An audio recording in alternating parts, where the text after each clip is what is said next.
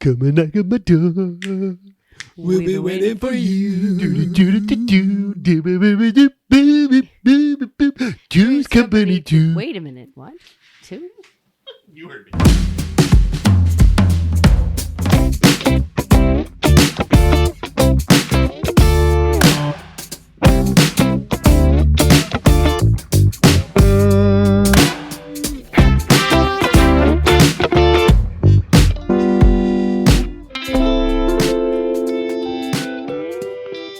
Greetings and/or salutations, and welcome to Imbibe Cinema. The Imbibe Cinema podcast is brought to you by the Blue Whiskey Independent Film Festival, otherwise known as BWIF. We seek independent, character-driven films of all lengths, styles, and genres. To learn more, visit bwiff.com. That is BWIFF.com. I'm the Festival Operations Director / MC, Jonathan C. Leggett, along here with my co-hosts, Executive Director Michael Nowens. And Cinema Centennial Program Director, Trisha Leggett. In this episode, we're going to be discussing Jake Kasdan's Zero Effect, which is available on digital download.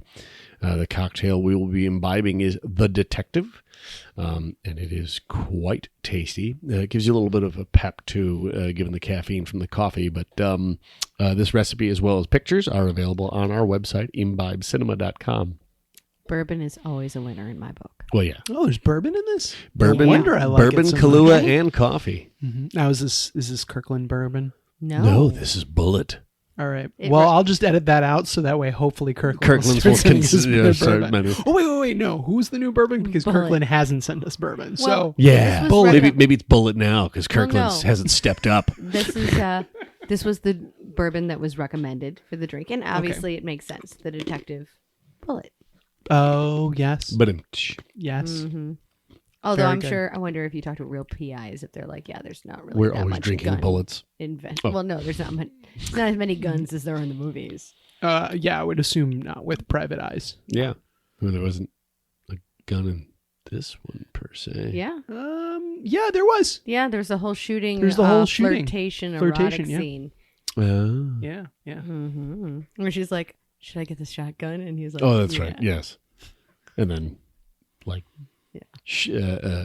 hip shoots another Mm-hmm. bottle as if he. Anyway, so I really felt this was an extremely fun '80s interpretation of Sherlock Holmes. And I have to say that it is an '80s interpretation because, well, at the time, I'm sure it was a very modern imagining of Sherlock Holmes. Though, of course, in more recent history, we have some really good reimaginings or even Yeah, but this one, oh, I love the way. I mean, you take Sherlock Holmes, and he's. What do we know about the character? He's somebody who is not a people person. Yep. He has no tact. Mm-hmm. He has no social cues. He is a stranger to how to interact with other people, and yet he observes everything. He's very observant. Mm-hmm. And Master of disguise. Yes, master of disguise. Is a terrible musician. Yep. And I love the take on this, that it's not the violin. Yeah. That it's the guitar, and that his lyrics are trite and heavy-handed. Yes. His songs are so bad. And I really, really love the opening of the film. Yeah. Because it is a description of Sherlock Holmes. And it's told by his Watson character, who is not a doctor, but in this case a lawyer. Mm-hmm. Yep. And Steve Arlo. Yes, played by Ben Ben Stiller. Stiller. And one of the things I love about the way this opens is Ben Stiller's voice is so calm, and just it kind of like pulls you in because he's doing this sales pitch, and it's so soothing and scripted. it's It feels scripted and It rehearsed, does. which It it's supposed to does. feel that way. Yeah. But it's so solid, so almost like it's a hard sale. It's Right. and so it cuts between him trying to pitch to the client, his employer, and him venting about his employer to his friend. Mhm. And I love the transitions where he's like, he understands the male mind as well as the female mind. And then I don't think he's even dated a girl. And just the back and forth of the same topic, but then flipped. And just this really interesting description Yes. of how he's presented to one person versus how he's presented to another. And then once you meet, and then there's all this build up to how you meet him. You don't see him right away. You see his place. Yes. And you see all the ridiculousness, and my favorite of all the weird contraptions to get into the apartment or the penthouse. My favorite, after you go through like a safe door and like several locks, is the alarm code that's like boop boop boop boop boop boop boop boop boop. It's like it's like he's putting in like 3 or 4 lines of a book before he gets done. Well, and it starts with like 1, 2, 3, 4, 5. Mm-hmm. And then like he does something else, and then he comes back at it, and it's like 20 digits. Yeah. Right. And they're like all over the place. Right. Oh, yeah. And it's his performance through all of this, the silent, subtle, I've done this 800 times. Yeah. I know everything backward and forward. And because it's so ritual and so habit and yet so ridiculous, it's that much funnier to me Agreed, than somebody yeah. discovering something funny. It's just established fact at this point that this is what we do. And then going through his apartment, and it's one level of weird to the next level, like all the stocked up stuff, because he never leaves. So you have like everything that's bought in bulk just on display. Yeah, it goes into the fridge, and there's all this tab in there, and he's searching behind the tab to find the one Diet Coke. Yeah, exactly. Yeah. And then there's stacks of tuna, and there's stacks of all this stuff. And There's then, tab in the hall. Yeah. And all the weird stuff. He's like a hoarder, it looks like. Yes. And how dark it is in there. Like the sun never sees the light. Mm-mm. And then when you walk in the door, you hear him first singing horrendously and playing the guitar. And then you start at his feet and you work your way up. So you have this like by then you almost have this image of who in God's name is this person before you see Bill Pullman. And you're like, oh. Bill Pullman with highlights. Yes. Yeah. I one of my favorite parts of the entering the apartment scene with that like giant vault. Yeah. How the bottom doesn't open and he has to kick it. And that also is extremely like ritual. Like that thing always sticks, you know? Yeah. Yes, the attention to detail and yes. things like that. Like the production design on this. I love every place is a character. Mm-hmm. And reflects who spends time in that space. Yeah. And the same for the woman in this film. Her home is very tailored to her. Yes. Mm-hmm. It's not as weird as his, so it doesn't maybe stand out as much. But Yeah. It's a little sparse. yeah, Yeah. Much more evenly and, planned. right? And then the sleek, fancy ness of Ben Stiller's Steve Arlo's place. Yes. And Oh, I yeah. do love. Well, his it's not front his door. place. He moved in with her, right? Right. He he moved fiancée. in with the With fiancé. Jess. Well, Yeah. fiance Girlfriend. to be. Yeah. Yes, Sure, the Mary character in this, and I do love how Jess, how you go through him going through his employer's front door and the series of events to get in, and then his is one lock and it's a freaking glass door. Yeah. You Yeah. see right inside. Totally different.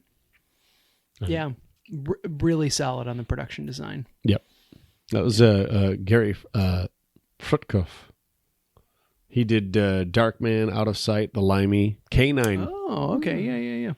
K9. If you're talking, Jim Belushi. Oh, yeah. I haven't seen that. We're talking Is like that his 80s. answer to Tom Hanks's Turner and Hooch? Pretty much. They came out about the Like, exact I can do same this time. too. Like straight up, they did come out about the same time. Nice.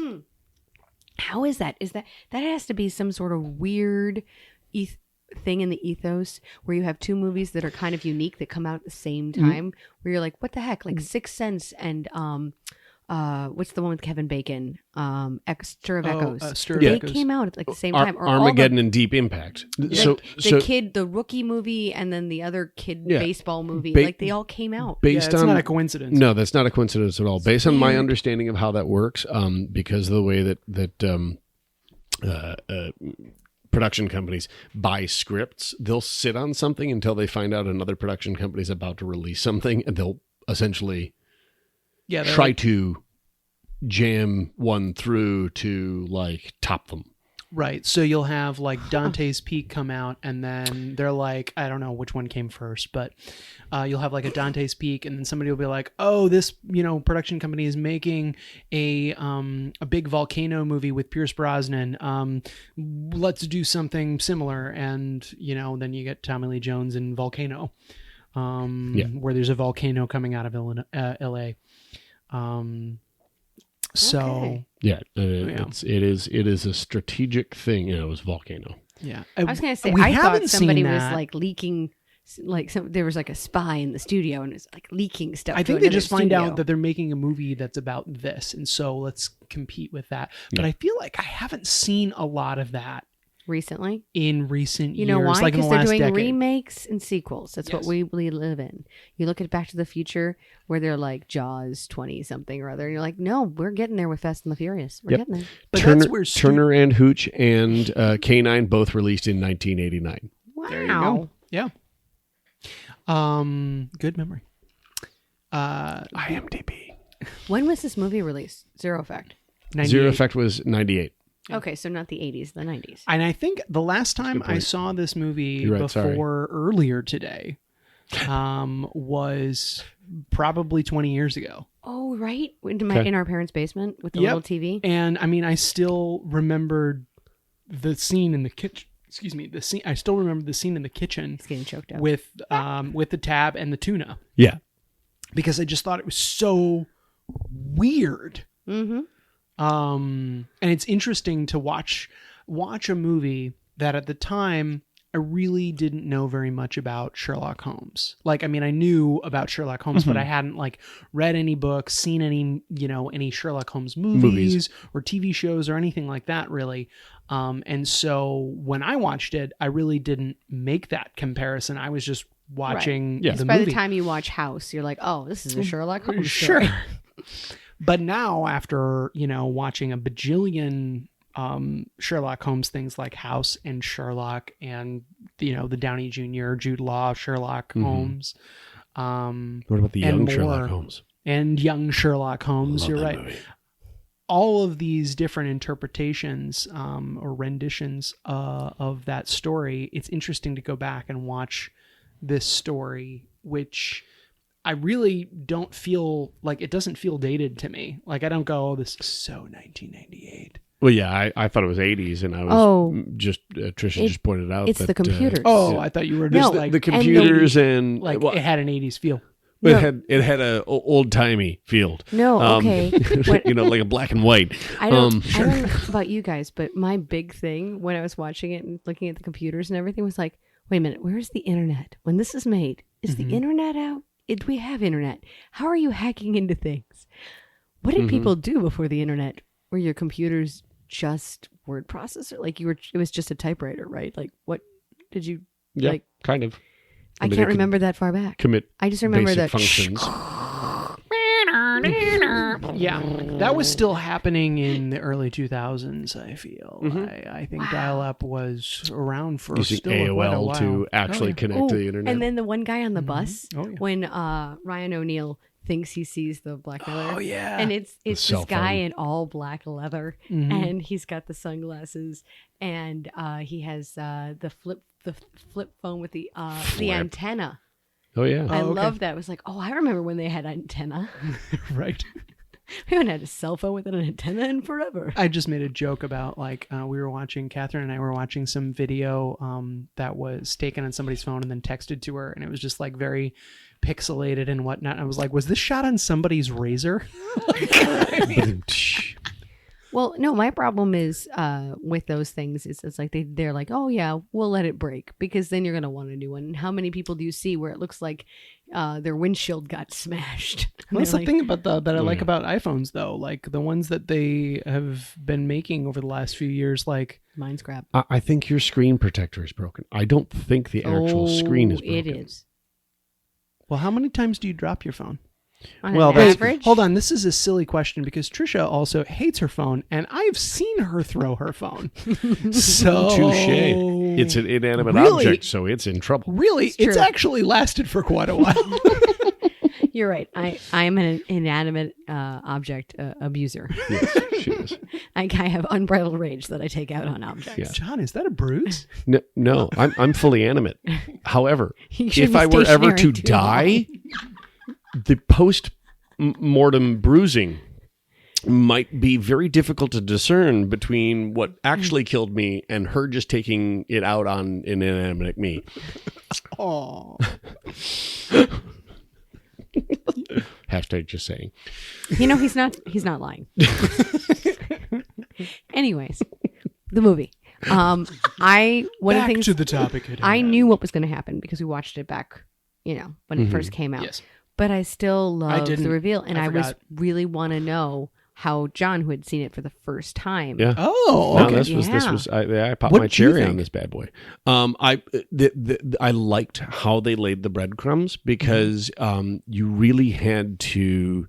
It was very nice the way that they pieced it all together. Specifically, it was the why did the murderer touch all of these things in the room, in the room where he killed this person, and specifically, why was the bed, this way? The bed part was actually, I think, the one thing that my brain did not put the pieces together until I went, oh, okay, they quarantined the baby by moving the bed, but the rest of the reasons I started to kind of piece together, not obviously well enough to have completely solved the mystery. That's what Sherlock's do. But that's good. Yeah. I mean, that makes it more enjoyable. Mm-hmm. Yeah, because you want to It was not spoon fed. Yeah. That's one of the things that you like about those movies is you're actively trying to solve the mystery with them, and it's more fun if you're kind of guessing till the end, or if you think you've got it, rather than I solve this 10 minutes, 30 minutes in, and I'm bored. Which Trisha usually does with those No, movies. I don't. She Some just does movies. with some Your- bad ones. Yes, your it's true. father Bad ones always are thinks easy. that you've seen movies before you have. Well, when you take a plot from a film and you make it in an episode of Law That's and fair. Order, I'm going to know, hey, this is Laura. They're not dead. So, That's fair. yeah. But I also love, speaking of old films, I really love the fact that they take, because he's a PI and Sherlock is a detective, right? The fact that they make it kind of a film noir. They make it an old detective thing in the fact, wow, can I say in the fact more? That, in fact, I can. That he has the voiceover. Just like any gumshoe film, there's that voiceover which As comes he's in. dictating his own. Right, he's dictating his own memoirs because Watson in this case is like, I have no interest in doing this. No. And that's I like that choice. It's like he's so full of himself that he's like, no, I'm going to write my memoirs. Somebody Right, needs and to know me. as he writes it, he says that he's going to be impartial. And like in the next few sentences, he talks about how immediately he's just the inflating his own greatest ego. Yeah. detective. Yeah, no, it was very good. And some of the things like, Oh yeah. one of my, I mean, having seen this movie so long ago, I did forget the ending, and I was trying to figure it out. Like, how did this movie end? And I got that whole reveal again, because I didn't piece it together Oh, that's right beforehand. nice. So that was kind of nice. But one of the, like, it's interesting having watched the movie so long ago and then watching it again now, what you do remember from it. And so, like I mentioned, the kitchen bit, the first time that he follows him, I was like, oh yeah, I remember how this plays out. And I remember being so like in love with like the reveal of that, like how to best follow someone Is where he's arrive like, before they. Yes. yeah, but he's like, People you know. follow someone, they look behind them and they see you following them. They know they're being followed. Yeah. They Right. don't know they're being followed. If you get there Before first. that. Yeah. And it's like, well, how do you follow someone if you know where they're going already? Right. He's just that good. Yes. Mhm. And then I love like I watched John's reaction to this when he's searching the office, and he's like, when you're looking for one thing in a world full of Oh, things, yes. odds are you're not going to find it, because of all the things in this world, you're only looking for one. But if you're looking for anything, odds are you're going to find something, because of all the things in the world, you're going to find something. And it's just Yeah. like, Like, what? And he's like, and the thing that you're looking for is right in front of you. And then we just pan over to the couch. Yeah. Which is funny because, again, You're like, that was a why? moment where I'm like, why are we looking at the a couch? couch. I could not remember. And but I then- love it. I was like, the man had a problem. He couldn't find his keys. And I found them.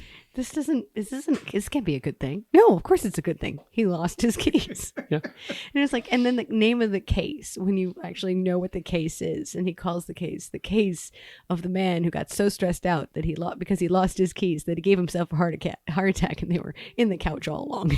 You're like, that's not what this case was about. Not Not a at good all. name for the case. And then you think of all the other cases that he's listed off, and I'm like, wonder what they were really about. Yeah, the man with the mismatching shoelaces. Or the something about midgets or or there was some sounded like I definitely remember. no, it was the one where he was talking about the plummeting birds towards how do Well, you no, that was how do you write a poem about with a name Clarissa and not include Clarissa? If anybody's name called out to be in a poem, it's Clarissa. Yeah.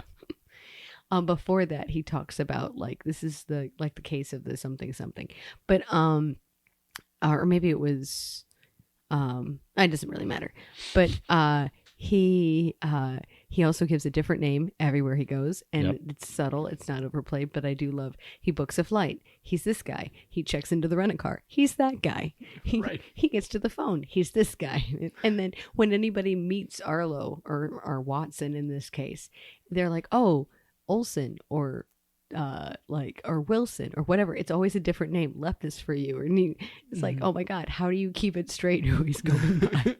You can't. Yeah. I like the fact that, he flies in to see him, and he knew he didn't need to fly in, Daryl knew that Arlo didn't need to fly in, but he didn't want to waste the long distance call to tell him. He was like, it wasn't urgent. And you know they're listening. And you know. It was very funny. Mm-hmm. Yeah. No, the dialogue is very good.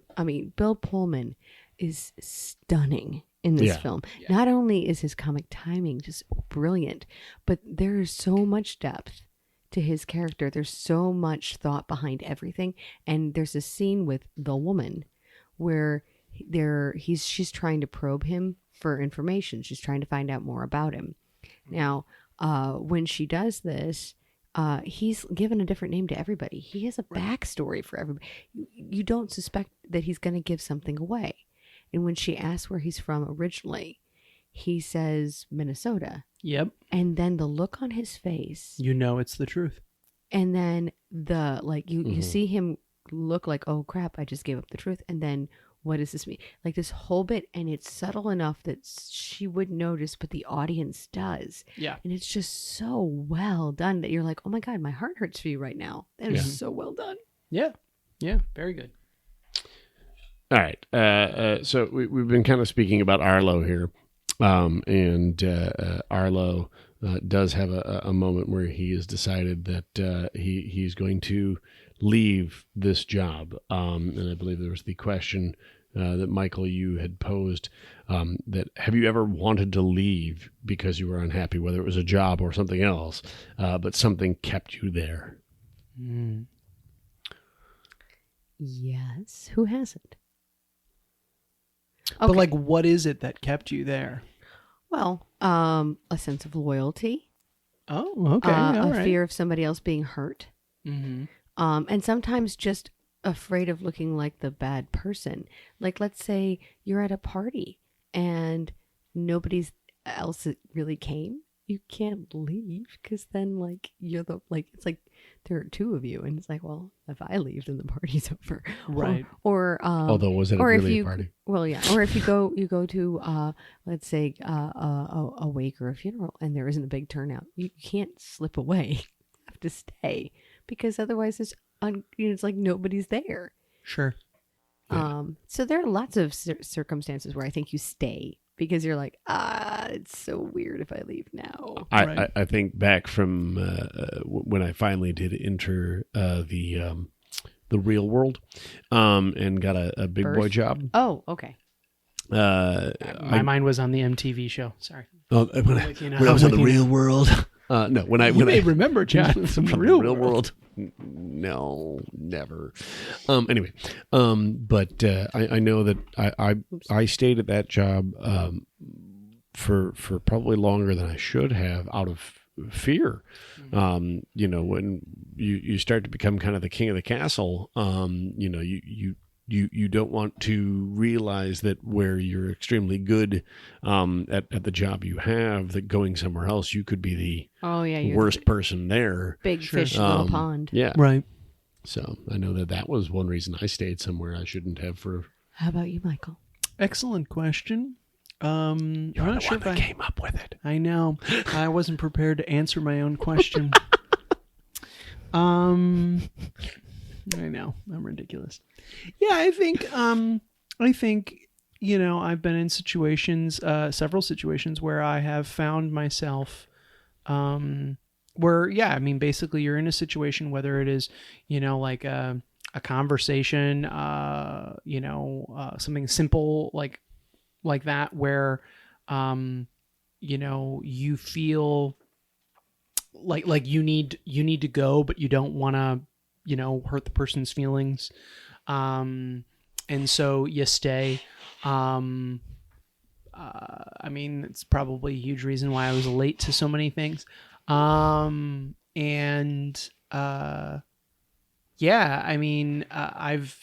to something more major, like where you've been friends with somebody, and that it's kind of a one-sided friendship, or you've changed and they haven't.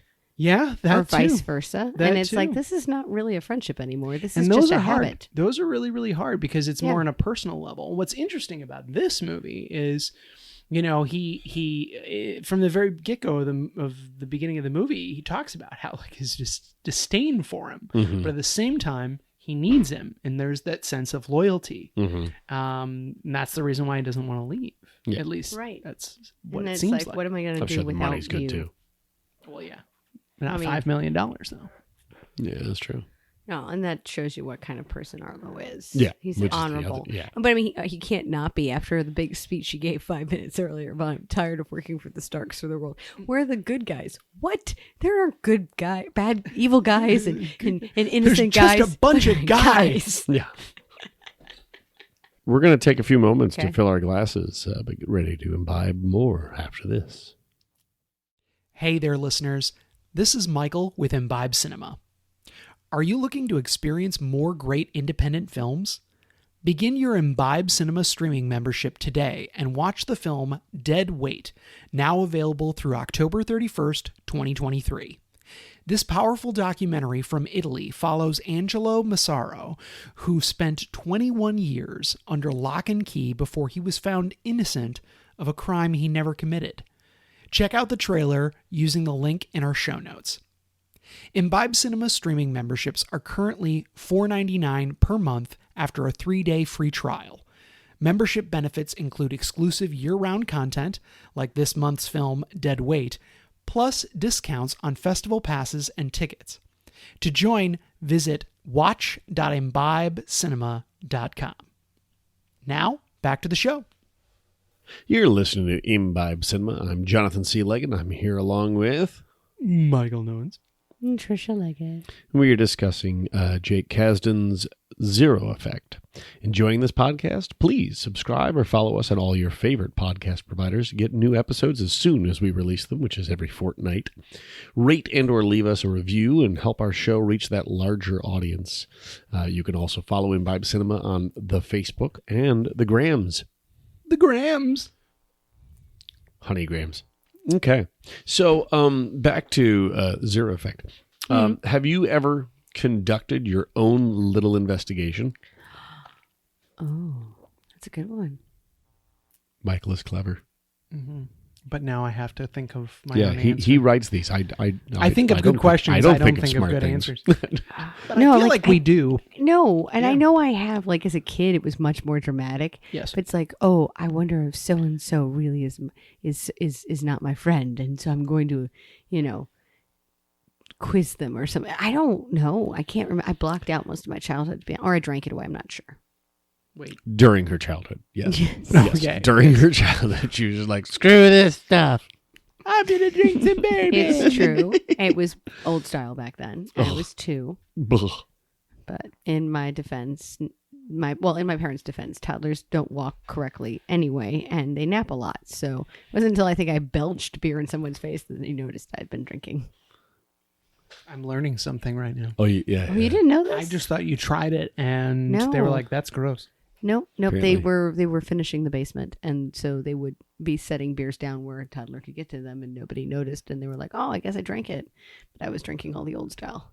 By the way, old style is gross. It really is. Actually, I got ill the last time I had an Yeah. old style. That's disgusting. Pretty sure she did too. She Yeah. was 2, but Probably she doesn't remember that. Though. Now, it is pretty I went through my cheap beer phase early in life.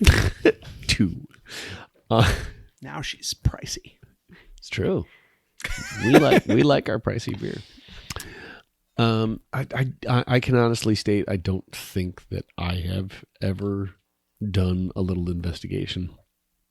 Really, like not even like Pretend. something. I mean, really kind of comes out of like curiosity. I feel like I've done a million of them, like where you're like, oh, it might not even be like people related.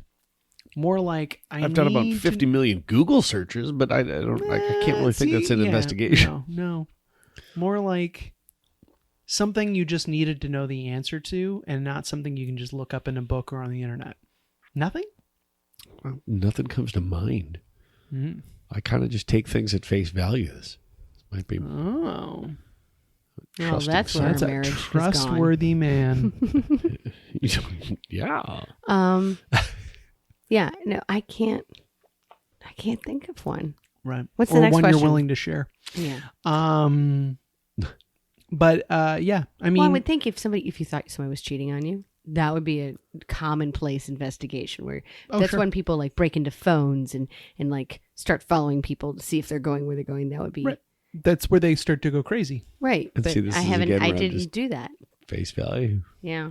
No, I didn't do Trusting that soul. either. Okay. In fact, I've openly told Trisha if she's working late, she could just text me and say that, like, having an affair at La Quinta, and I'd just be like, all right, cool, I'm going to bed early. I don't feel like that's exactly how that would go. I think if she texted me the words, I'm having an affair at La Quinta, I'd be like, yeah, we're good. Yeah. Because Because you're like, Like hell, she's going into a La Quinta. right. see that Again. you wouldn't want to know what the real story is. I went through that phase in my early 20s. It's done. The La Quinta face. I can't even pronounce it. La Quinta? La Quinta. La Quinta? It's like, is it a I have step up no above idea. like a Motel 6? Yeah. Yeah. Although I did find that motels just remind you of like your grandparents' house because the furniture is so old and mismatched. That's terrible. I did not mean to insult grandparents everywhere. I'm sure some have really nice furniture. My bad. It was a personal memory. It has nothing to do with anything. I feel like I've betrayed grandparents. I'll stop talking. All right. So Sorry. what was the next question? All right. So nobody has Little investigations. really conducted a little investigation worthwhile. But have you ever taken part in something deceitful? Yes. Yes. Two- Haven't we all? I think there's 2 that I like to state. Okay. One, of course, which you've already openly stated you won't let me get away with, which is why I have the second one, which is funny because you also gave us the idea for the second one, or reminded me of the second one. But Drum roll, drum roll, drum roll. my wife's 40th birthday party was extremely deceitful in the sense that I had her own boss in on the take, so that her boss scheduled her to work. I'm using air quotes here, which you, of course, can't see. Scheduled her to work. Thank you. Scheduled her to work. So she saw she was on the work schedule, left the house to go to work, got to work and found, how many outfits? 3? This 3 is different John outfits. just bragging about It is how me amazing bragging he about is. how amazing I am. And slightly tying it back to the movie. So you sent her to work to receive a note. Which sent come her back home where all of us were Right. ready So, for her. What was the other one? The other one was, of course, when Michael and I threw ourselves a surprise party. Now that is a good story. Yeah. Tell And that boy, story. Because it was a surprised. surprise party. So Michael and I had this brilliant idea. Our Brilliant. birthdays are about 2 weeks apart. And so we had this brilliant idea that we were going to, we enlisted one of our friends, and that probably might have been the bigger surprise, she was one of our friends, and we said, look, we want you to host a party that will be our surprise party. And she's like, wait, what? You want me to host your surprise party? And we went, yes, here's the surprise. You tell everybody to show up at 5, but Michael and I will have shown up at 4:30 and then been hiding in a closet so that when everybody gets there thinking we're going to arrive there at like 5:30, we will jump out and surprise the surprisers. I mean, really, it's actually kind of brilliant. Isn't it? I mean, like, it's like a twisted plot of plots because everybody's thinking they're going to surprise us and we surprise them. Right.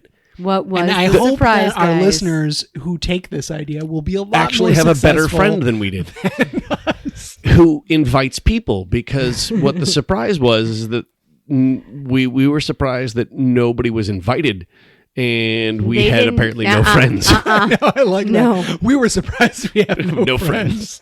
So you two hid, waiting for people to come. And Nobody did. came. But yeah, the surprise was, I mean, I thought that was extremely deceitful. Because, Oh, yeah. like, Very I deceitful. mean, it was brilliant. Because if it had worked the way that it was supposed to, where people actually showed up, like, that would have been just great. I think a good example of my deceitfulness would be actually back in my childhood. We age or A wee age. You know, I had a bunch of toys growing up. Okay. Bunch of cars and whatnot, and I would build these cities and towers in the basement, and then, you know, Oh yeah, you were a eventually little- there would be No. a disaster, you know, that would Oh, yeah. strike, and No, he everything was would like explode. Twister. Rain Man. Let's back this up. Okay. He was like 4 years old. He'd been in the car a bunch of times, but it's not like you you think the 4-year-old pays attention in the car. My father comes downstairs and he's like, "Oh my God, Michael recreated O'Hare Airport. How did he do that?" O'Hare Airport, definitely O'Hare. definitely a O'Hare. Now, mind 42 you, cars in the parking lot. mind you, he had a lot of cars, and there's several parking lots, so that worked. But Right. So great detail, but then I would just wreck it all. right, That because a would be the tornado thing. has to come Right. through. I mean, Yeah. of course, there's got to be a disaster. Well, that's Bill Paxton, not Bill Pullman. Twister. we know. Yes. So anyway, so what I did as a deceitful child is, you know, like after wrecking the basement, I would be, you know, told I had to clean the basement. And for whatever reason, my sisters would have to help me clean the basement, which I don't quite understand because they never made a mess in the basement. But I don't know, maybe my mother was thinking maybe it'll go faster if the three of us did it. So anyway, what ended up happening is I would excuse myself to go to the bathroom. Like, oh, I'll be right back. And then Heather and Trisha would finish cleaning up the basement and then come upstairs and find me like eating cheese and crackers and hanging out with mom and dad on the back deck. They'd be like, what the hell? And apparently what I did is I came upstairs and I was like, oh yeah, we're all done. They're just, you know, hanging out down there, playing, having a good time. My That is parents, deceit. believe me, super deceitful. All right, so it's college, 20 years old, and I was one of those people who had no social life prior to college, so it's not like I had been around any kind of influence that would lead me to underage drinking. And mind you, I am a year away from legal Other than drinking. when she was 2. You're right, that's true.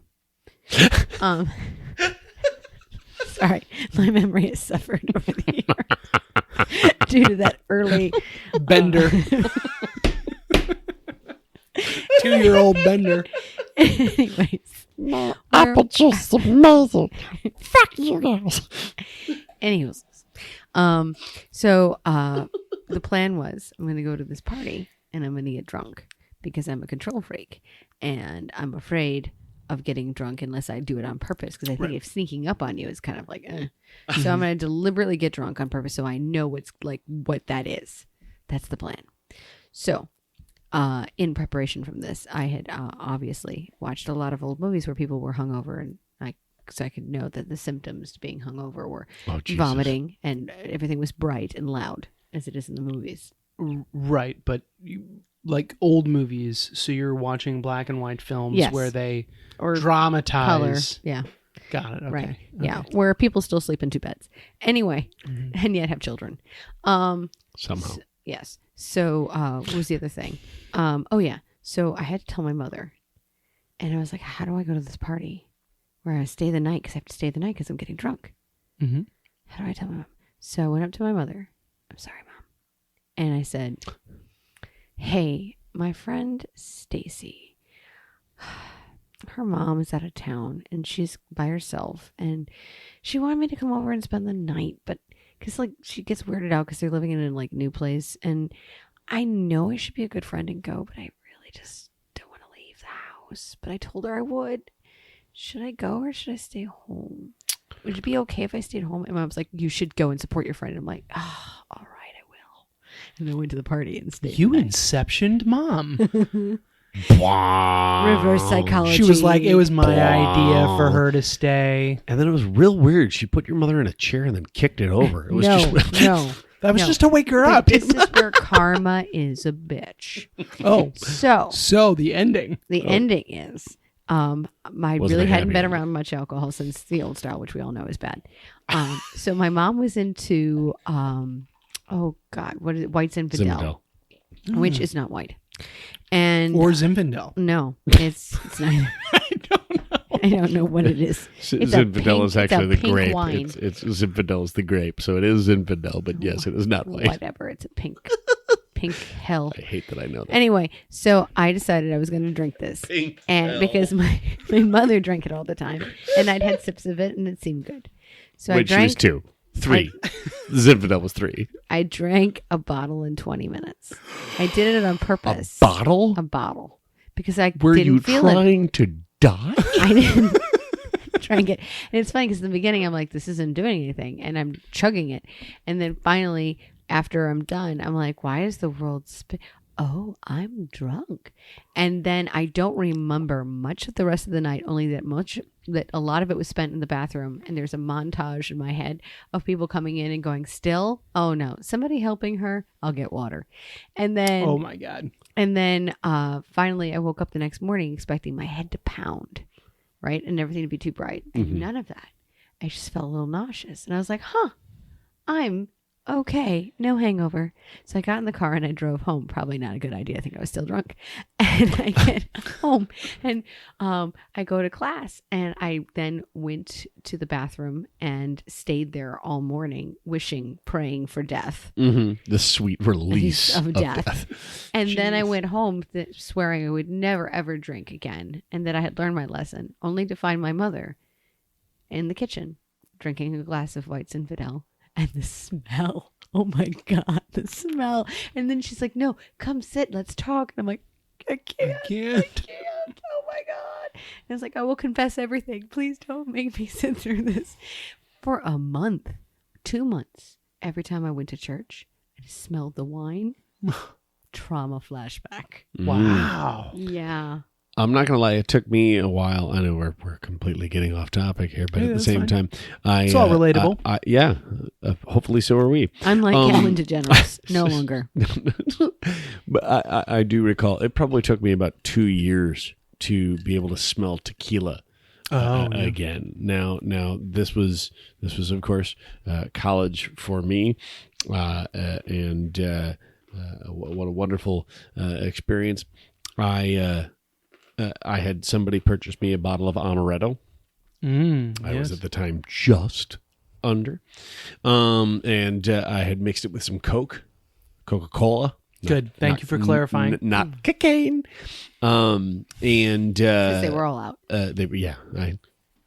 And His teeth were already white. Yes, exactly. But so I'm drinking that at a college party, and all of a sudden somebody over the din of the party yells, "Upside down tequila shots, $5." And my brother, who is 6.5 years older than me, and hates you.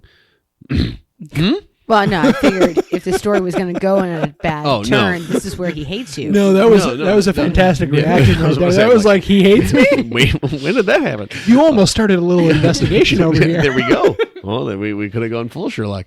No, so I remember him explaining to me, because he's 6.5 years older than me, that his college experience, and he informed me that Leggett's, being whom I am, and tequila don't mix.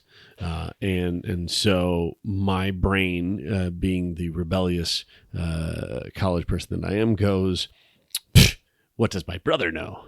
And so I tilt my head back, and an upside down tequila shot, or upside down shot in general, is you sit in a chair, you tilt your head back over the back of the back of the chair, and somebody just pours alcohol into your mouth. Right.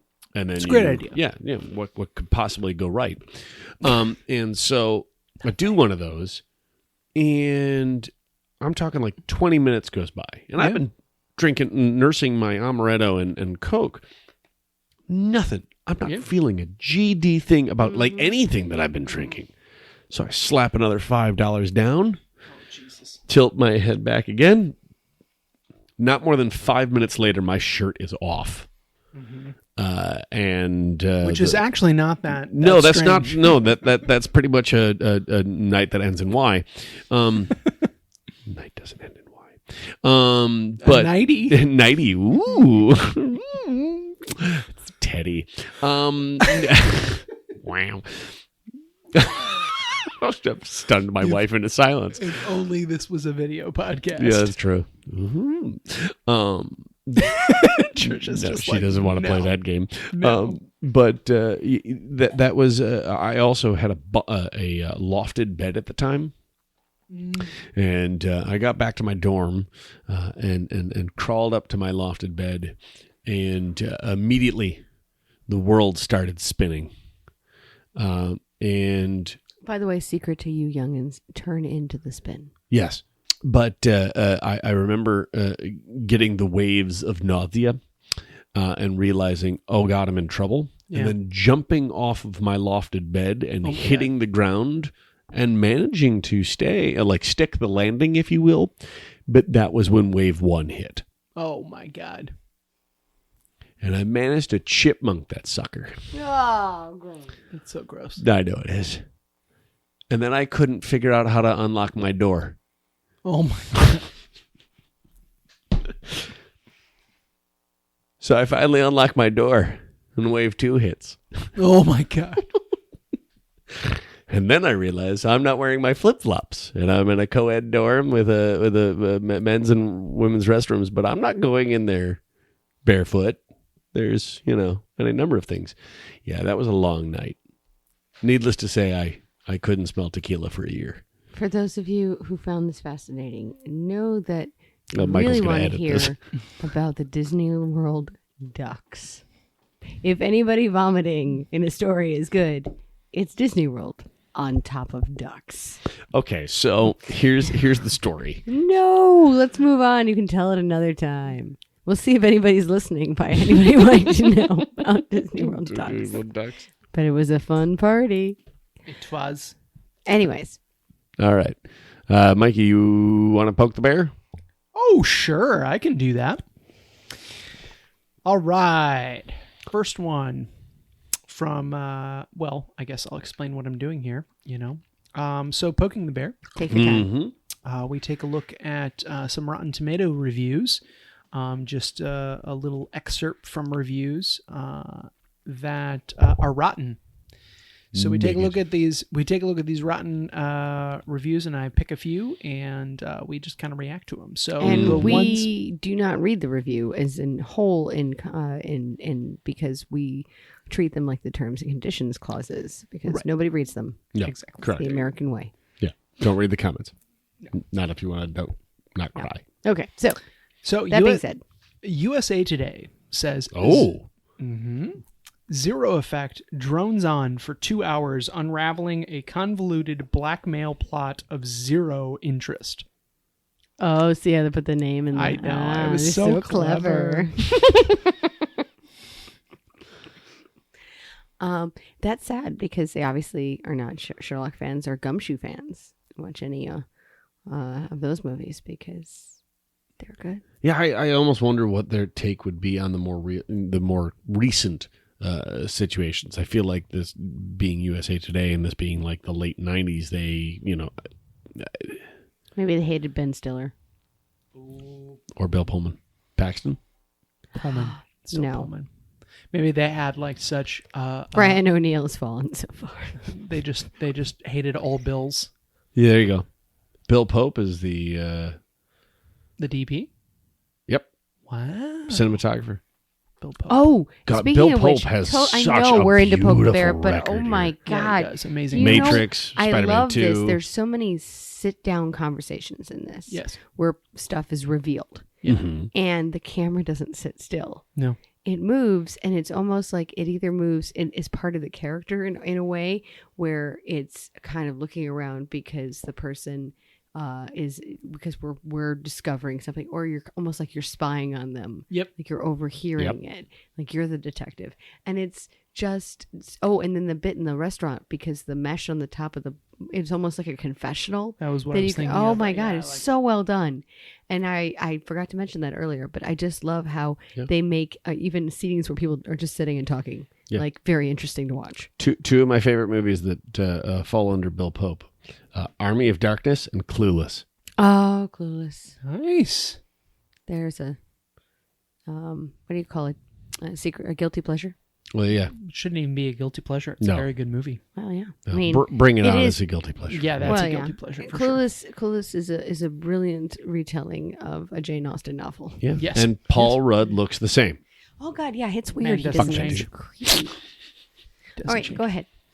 All right. So the Boston Phoenix Mm. says the younger Kasdan stages each scene handsomely, but as a writer, he stretches potentially witty snaps into disagreeable, languorous melodrama. Languorous, huh? Wow. I don't think any of the words were that languorous. No. And again, it's the style. It's the film noir-esque genre that they're doing in 1998. I feel this person is just missing the fact that there's a stylized piece to this and a style. Mm-hmm. I mean, again, we're talking Sherlock Holmes, which is, circa. Right. And also old Gumshoe movies, it's always the monologue in the head. Yeah. And it's full of goofy things like, in a world of things, you're going to find things. Yes. Anyways. If you're looking for one thing in a world of things.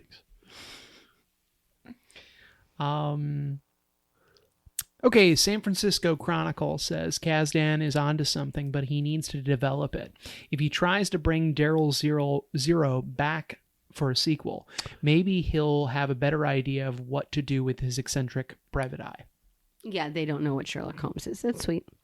Which is interesting, because I don't know if you know this, but Kasdan did bring Zero back. What? What? There was a TV movie in 2002 called The Zero Effect. And who played Daryl Zero? The person who played Daryl Zero was Alan Cumming. Wow. That's a definitely different Oh, that would take. be a different movie. Yeah. Yeah. Well, now I want to watch that. Mm-hmm. I'm very intrigued. See all the wonderful things I can pull out of my bottom. On the internet. Well, overall, I would say the film had like we're looking at 22 years now after the movie was released. The film sits at a 64% on the tomato meter, which is pretty good, and a 77% audience score. Okay. So, And I will say, that's nice. ladies and gentlemen, if you're into classic film, this is an excellent classic film. To think that it's 22 years, oh my God, it's an old movie, but it's a very good movie. It's a diamond in the rough. Yeah. And you should definitely check it out if you're into Gumshoe Sherlock Holmes films that are funny. Yeah. And I will state that I was pleasantly surprised that other than like Tab and that cell phone, like it has aged pretty well. I mean, the computer as well, but still aged very well. Yeah, not bad. I didn't feel like it was stuck to a particular time period. I feel like it translated pretty well. Mm-hmm. Yeah. I mean, like he buys his airline tickets online. Yep. Like it's already done. You know? Yeah. That was actually probably more ahead of its time. That's when it a came good out. point. So, yeah. We greatly appreciate all of our listeners choosing this podcast and for supporting independent films. Keep an ear out for our next episode, and to check out our show notes or just to drop us a note, please visit us at imbibecinema.com. Once again, I'm Jonathan C. Leggett, and thanks for imbibing with us. Cheers.